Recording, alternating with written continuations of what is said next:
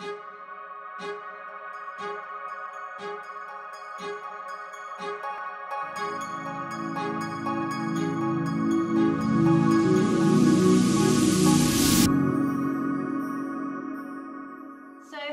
and welcome to Kitty Talks. We share inspirational life stories that empower you to create yours. And today I have with me a very special guest all the way from Australia, Melissa Ambrosini. Hello. Hey, welcome. Thank you for having me. Well, thank you so much for joining us because we were just discussing the time difference. Obviously, it's like 10:30 here in the UK and it's what, 8 o'clock at night for you? 8:40 p.m. at night, but I usually go to bed at like 7:30 most of the time. So this is... Bless you, Melissa. This is a wild night out for me. Well, I'm with you because we go to bed so ridiculously early. So I really appreciate you joining us because I know what effort it takes when you're in that rhythm and in that cycle. So thank you. You're so welcome. It's so worth it. For those of you that don't know, Melissa is the best-selling author of Master Your Mean Girl, and she has just she's on pre-order in Australia, her latest book, Open Wide, and we're going to talk a little bit more about that later on in the interview. But yeah, Melissa, thank you so much for coming on the show and giving us and talking us through your life story. Oh, you're so welcome. So what we like to do here on Kitty Talks is empower people to step into their greatness. And by them hearing your story, Melissa, they're like, right, come on, it's time for me to take action. I know there's something inside of me that I'm not doing. So would you mind taking us back to your kind of transformational moment or journey or the turning point for you? Mm-hmm. Well, that turning point was in 2010. When I hit rock bottom and I ended up in hospital, very unhappy and very unwell. And that was when my entire life changed. But before that, I was actually a professional dancer. I danced at the Moulin Rouge in Paris, and I lived in London for 2 years, and I was dancing, and I did TV presenting and acting and burning the candle at both ends. I had absolutely no idea how to look after myself. I had toxic relationships. I was not nourishing my body. I had a very, very loud inner mean girl up here telling me that I wasn't good enough or smart enough or pretty enough or skinny enough. I surrounded myself with unhealthy relationships, and it was only a matter of time before that lifestyle really came to a halt, and there was no more candle for me left to burn. And I hit rock bottom, and I ended up in hospital, very, very unwell physically and emotionally. I was dealing with depression, anxiety, panic attacks. And then I had a whole host of health issues, from adrenal fatigue to thyroid problems. I had contacted the cold sore virus, and I had cold sores all over my face. Like, my entire immune system shut down. And if that wasn't a big enough wake-up call from the universe to kind of stop and, check in and look at how I was living my life, I don't know what was. And although on the outside it looked like I had everything all together, I was really dying on the inside. And the way I was living my life and the people I was surrounding myself just weren't serving me. And I kept on ignoring all of these warning signs for many, many years. But I feel like the universe for me had to give me a really big slap across the face for me to look and to make the shifts that I needed to make. And sorry. No, I was just going to say, because when you obviously looking back on that moment now, with the wisdom that you now carry, like how do you view what happened? Like, what you said, it was a wake up call for you, which is just because you're going the wrong direction, or? It was the hardest time physically and emotionally in my life. Physically, my body was screaming at me. I was in so much pain. I had hives all over my body. Like my immune system was completely shutting down. And I was on so many different drugs to try and numb the pain and get me through. And emotionally, I was in so much pain. But although that was the hardest and darkest period of my life, I'm so grateful now because it was the catalyst that I needed to get me on my true path, the path that I'm on now, doing what I am doing now, writing self-help books, speaking all around the world, creating products and programs to inspire and help women to live their best life, and mentoring women. Like, this is beyond my wildest dreams. And I don't think I would have got on that path if hadn't had that experience in 2010. I probably would still be dating men that treat me like crap and, trashing my body and being a struggling actress. So when I remember reading something that when you were in hospital, you decided to take a life stock take. Yep. Tell us more. Yeah. Well, that was kind of encouraged by a friend who gave me a book by Louise Hay, You Can Heal Your Life. Amazing. And as I was reading this book, I was thinking to myself, why aren't we taught this in school? Like, totally.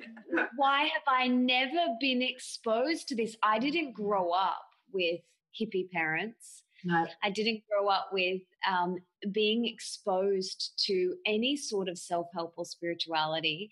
So for me, I was reading this book and my eyes were just wide open and my jaw was on the floor, and I just thought the whole time, how come I've never been taught this? How come no one has ever told me this stuff before? Mm. And it was after reading that book that I really started to look at all the areas of my life, my health, my wealth, my career, my passions, my abundance, my beliefs around money, and then my love, my self-love, and my relationships. And that's what I call your pyramid of health and happiness, pyramid of success, that health, wealth, and love. And when you've got those three areas of your life kind of humming along nicely, life's pretty freaking good. And so that's what my whole work is around, is helping women become wildly wealthy, fabulously healthy, and bursting with love. And it was in that hospital bed reading that book that I started to look at every area of my life and go, okay, cool.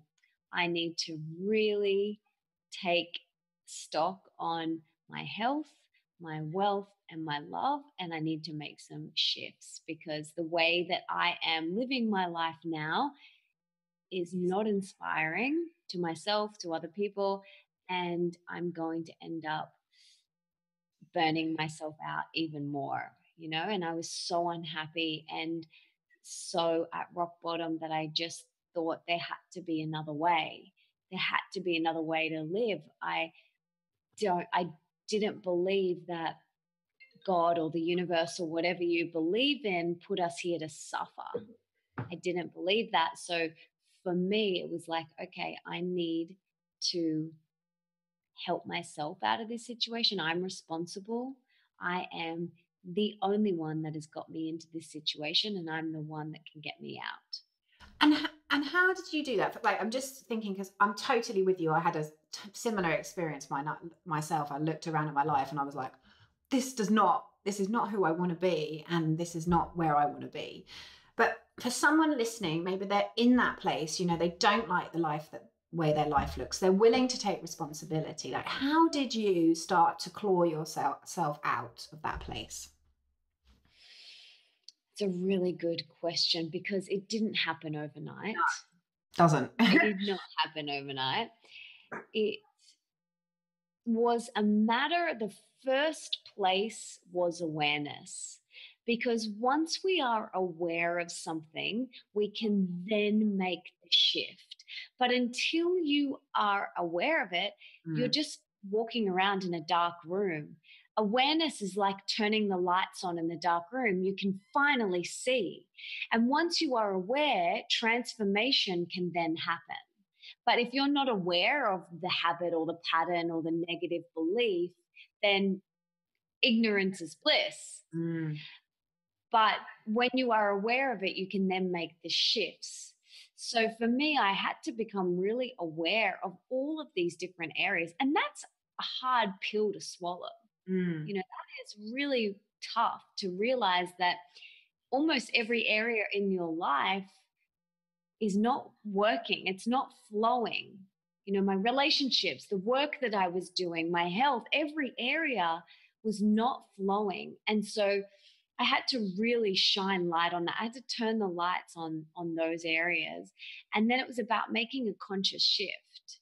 Okay, once you know something, you can't unknow it.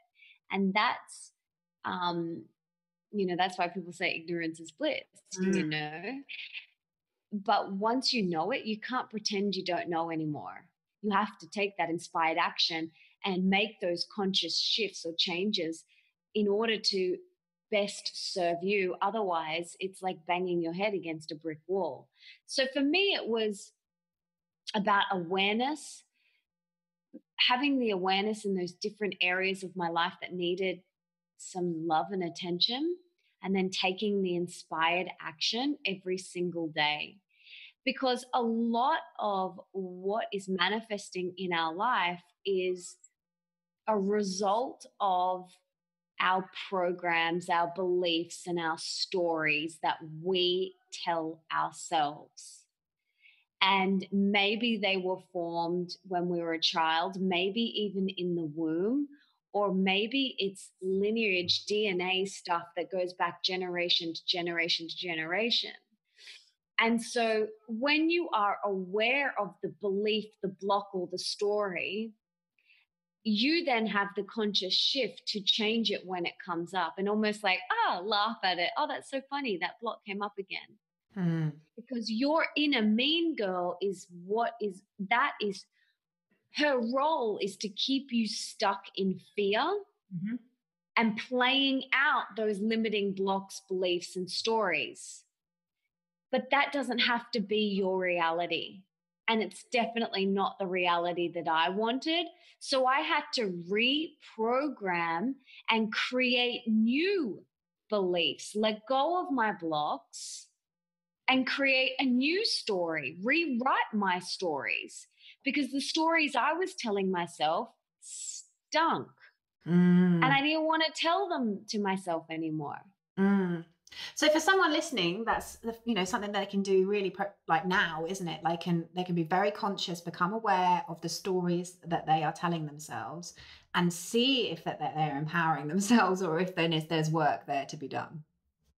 Absolutely. And I speak a lot about this in my books, especially in Mastering Your Mean Girl, which is all about mastering that voice inside your head. And the 3-step reprogramming process that I have is, the first step is awareness. You have to become aware of what it is that she's saying to you. And maybe it is, you're never going to meet the guy, or you're never going to get out of debt, or you're never going to heal from X. And once you're aware of it, you can then change it. So awareness is the first step. The second step is you choose to gently close the door on that belief, on that old story. You don't let that belief come in and hang out. We want to gently close the door on it. And then the third step is you choose love instead. You choose your heart, because your truth, which is love, is not those fear-based limiting beliefs that your inner mean girl tells you. It's a very, very, very simple 3-step process. Awareness, gently close the door, choose love. That doesn't always mean it's a piece of cake, especially if we've had these stories and these blocks and these beliefs running for 10, 20, 30, 40, 50, 60, 70 years. It can feel quite painful. And even now, when I am aware of some old stories that come up, like, I have gotten to the place where I can laugh at them. Yes. and I have a little laugh, and I don't beat myself up. Oh, you're such an idiot. You're so stupid. They're just old programs. Yeah. And we just need to upgrade our programming. And how did you mentioned you had some toxic relationships and, toxic environment almost. How did you go about shifting into having a more supportive peer group? Again, that wasn't something that happened overnight. Mm-hmm. Again, awareness was definitely the key here, because I became aware that maybe these relationships aren't super supportive and inspiring right now, and maybe I need to remove myself from that situation.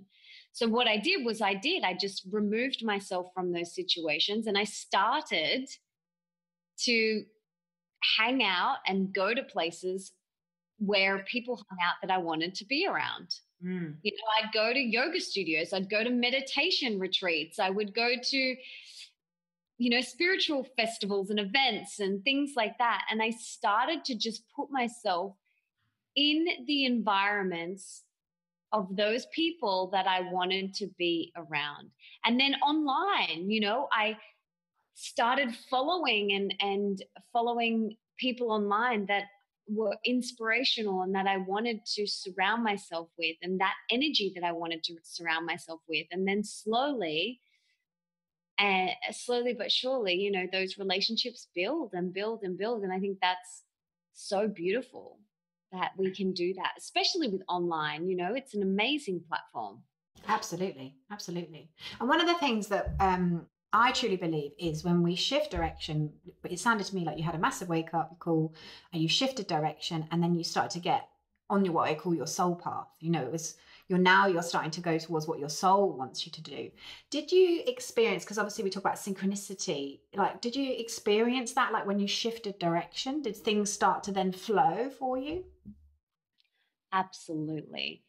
Absolutely. And the more you are on your path and the more that you are on your soul path or your truth, the universe rewards you. The universe will continue to put things in your path to support you. I'm a massive believer of that. But every time you deny your truth or you ignore your path, the universe gives you a little kick up the butt. The universe gives you that consequence. There's always a price to pay when you ignore your intuition.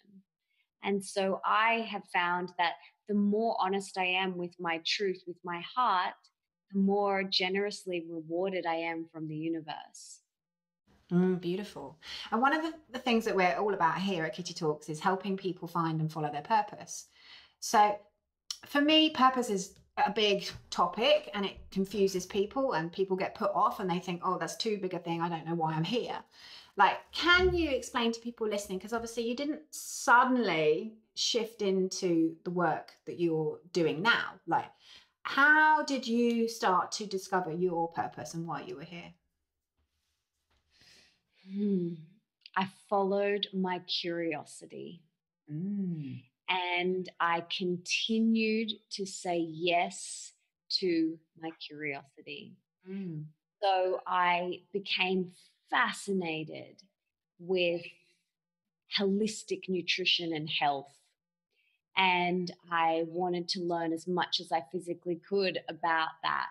And then I became absolutely fascinated and obsessed with yoga and meditation and energy healing and Reiki and acuenergetics. And I literally just continued to show up, to follow my curiosity and to say yes to that feeling.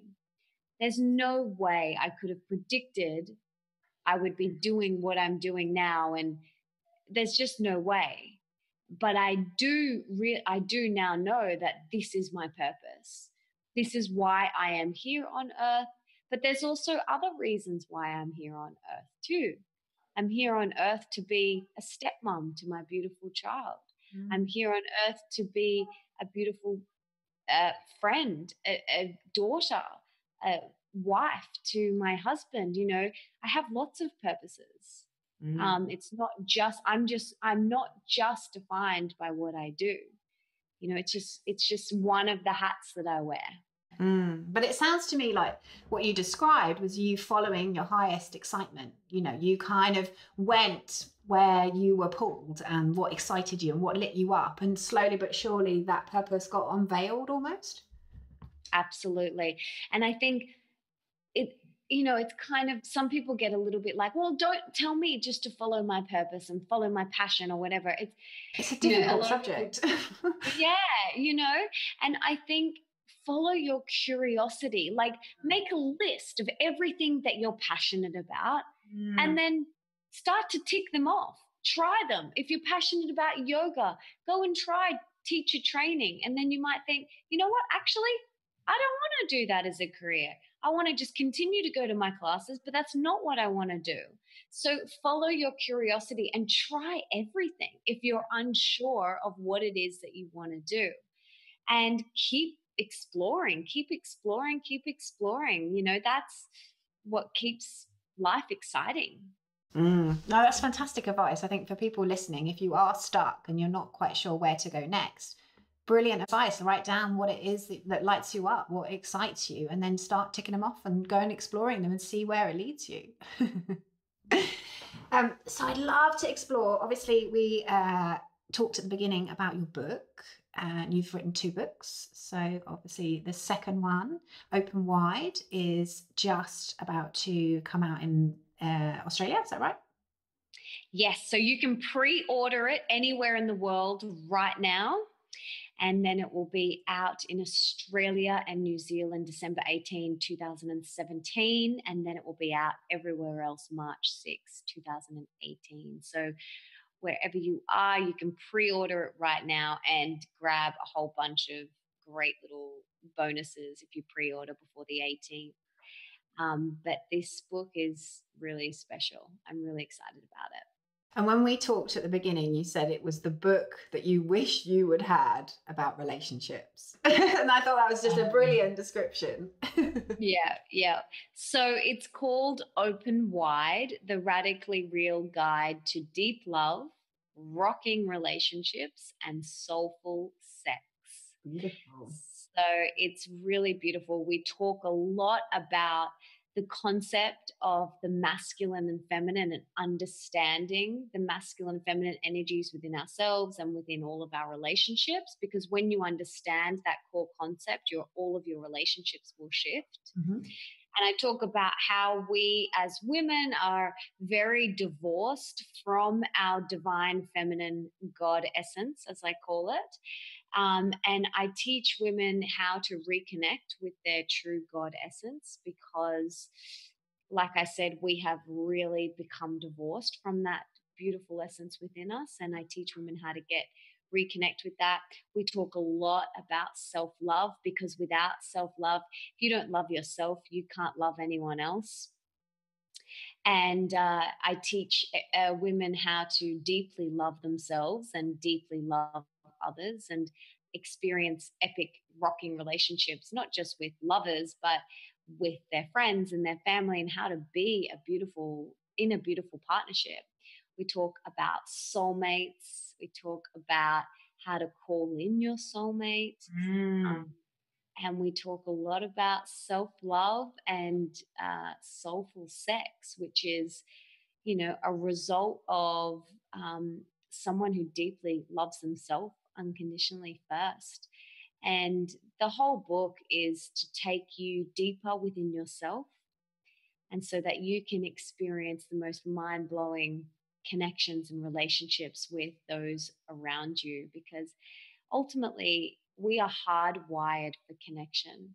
It is, in our DNA, and connection makes life so much more juicy. And when we're open and honest and vulnerable and we love ourselves, our relationships start to really expand and become incredible.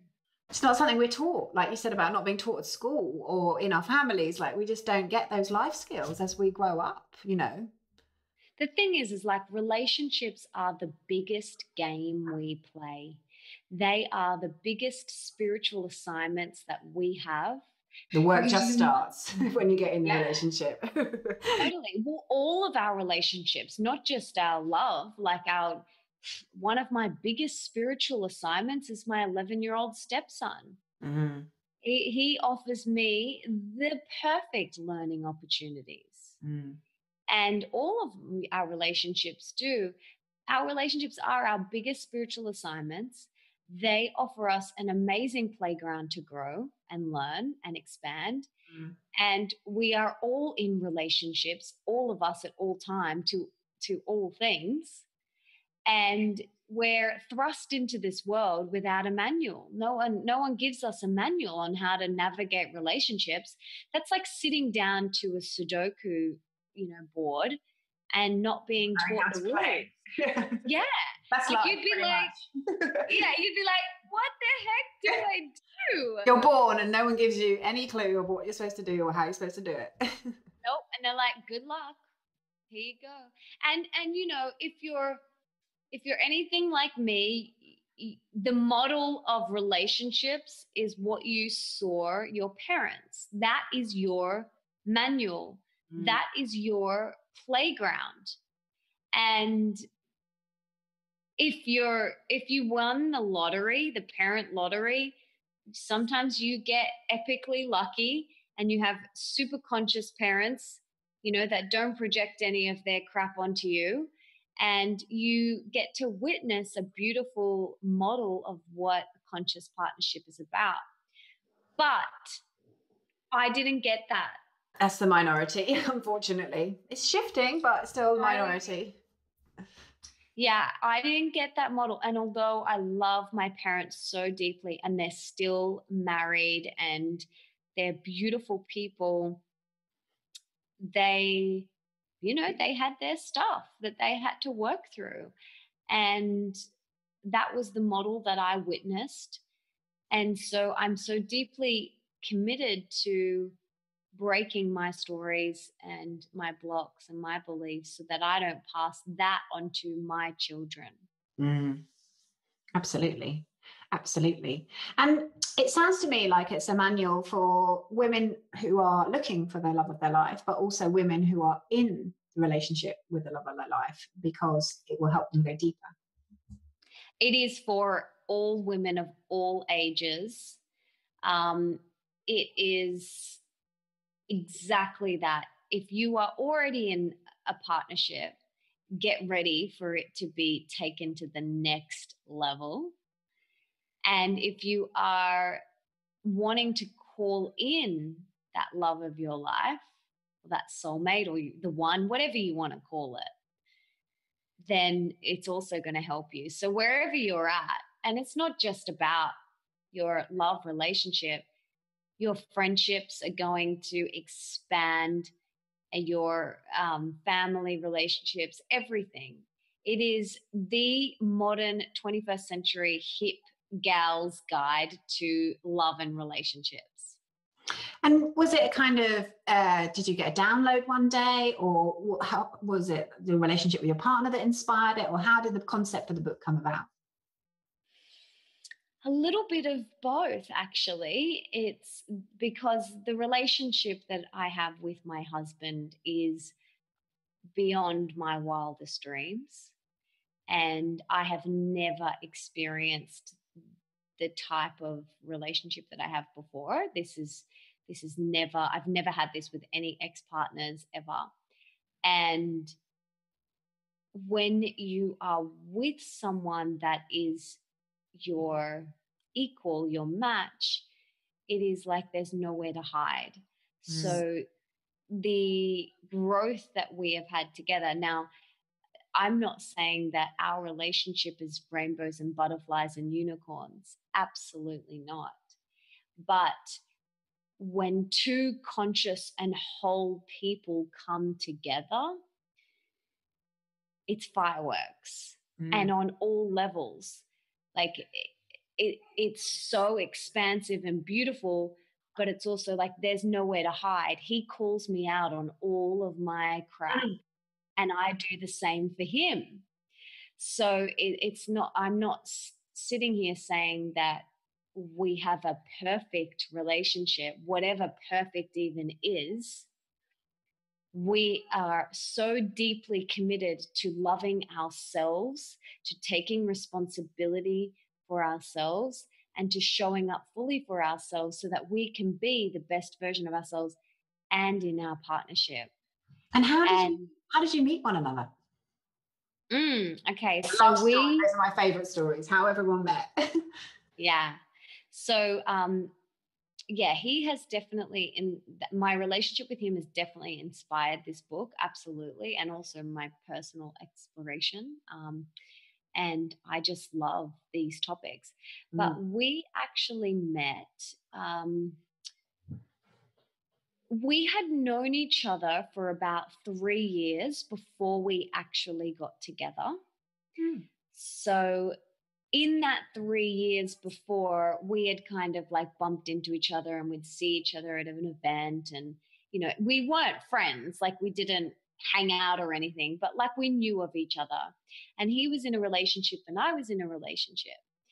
And every time we were at these events, it's almost like the universe is like, you're not even allowed to really go there. Like, don't look at him. Like, and I always thought he was very handsome, but he was just out of bounds. I didn't allow myself to even think it. Like, it's almost like I was just like, nope, you know, because he was in a relationship and so was I.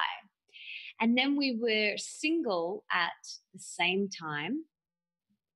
And we kept on being put in the same room at different events and different parties. And I remember clearly sitting across the table from him and just like literally like staring at him, asking him questions and like thinking, I just want to know more. Tell me more. I want to know everything. Like, and it felt so oddly familiar. Like, I've known you. I know you. We've known each other in past lives. And I couldn't articulate it, but it was just that feeling of deep knowing. And he was actually kind of seeing another girl at that time. And she actually knew me as well. And she said to me after that party, she said to him actually, Melissa's your dream girl, isn't she? And he was like, Of course he said no to his at that time. But yeah, I know. But he was kind of like, oh, you know what? Like, finally, she actually is. Yeah. And anyway, we're still really good friends with her, and she's like, we call her Cupid, and you know, she's a beautiful friend of both of ours, and she's very happy for us that we're together. That's great. But she is. She's beautiful. And so after that, we went and had a few dates, and these dates were sitting on Bondi Beach, and where we would talk for 3.5 hours, just totally transfixed in this like state of just like deep, I know you, staring into each other's eyes, like having the most deep, open, honest, esoteric conversations that I've ever had in my entire life. Like feeling so comfortable with more comfortable with this human being that I've, you know, barely known. And we did that for a couple of, you know, different times. And then after another date, you know, we sat on the beach again and spoke for 3.5 hours. And then we went out to dinner one time and went back to his apartment. We hadn't even kissed or anything like that. And we sat on his balcony and we spoke about our wedding. When you hadn't even kissed? Hadn't even kissed. Wow. Then 2 weeks later, we were engaged. Super quick. And 6 months later, about 5 or 6 months later, we were married, and that was 4 years ago. Wow. How a fascinating story. And people used to say to me, when you know, you know. And I was like, I was just going to say that. Whatever. I was so, it's true. It's so true. Like, I had a very similar experience with my partner where it used to frustrate the hell out of me, Melissa, that exact saying, you know when you know, and you just know when you know. And that really used to piss me off because I'd never experienced it. And then similar with my partner, our first date was 10 hours. And it was like I knew him upside down. And even to the point where I wanted to say a different name because of obviously this past life stuff coming in. And yeah, our third date, we went to Croatia for a week. Wow. Moved in, pretty much, I think, after about 2 months. And we just got married recently. Oh, yeah, you know when you know. But sorry, just to annoy you. But hang in there because you will experience it like in every cell of your being. Totally. And the more you practice listening to your intuition, you will hear that. And this is, I couldn't have met him in my early 20s because I was intoxicated with food, thoughts, alcohol. And there's no way I could have heard that knowing, when you know, you know. There's no way I could have heard that. Mm. But because I had done so much work, when I finally felt that knowing, it was like, oh, yeah, I just knew. Deep down, I was like, and all my friends that had said, when you know, you know, and I'm like, whatever. I called them and I was like, I know. And they're like, oh my God. Yeah. And I think it's a really, it flows really nicely with what you're talking about with the book because, if people listening, if you want that type of relationship, and I think women have evolved so much more and relationships have evolved. We want a best friend, we want a lover, we want a spiritual partner. Now that the model for relationships is evolving so much. And so by the sounds of things, the book's almost like a handbook to help you get to a point where you can be the person that you need to be to attract the type of mate that you want. Exactly. And you know what? So many men have gotten a lot out of this as well because it helps them understand us women a lot better. Fantastic. Oh, thank you so much. Different. Yeah, we are very, And so are they. The evolved man is very different too. So Definitely. Thank you so much for coming on Kitty Talks. And I know that your transformational journey and story will inspire many people listening. If you're sitting on the fence and there's more to life, then, Melissa's taken that step and now look where she is. She's in an incredible place in her life and that's available for you too. So thank you for sharing your story and thank you for telling us about your book. Sounds fantastic. You're so welcome. Thank you so much for having me and holding space. Oh, and we will have all the details in the show notes around Melissa, her books, her website, so you can connect with her. But yeah, thank you once again for coming on Kitty Talks. Thank you, honey. Bye.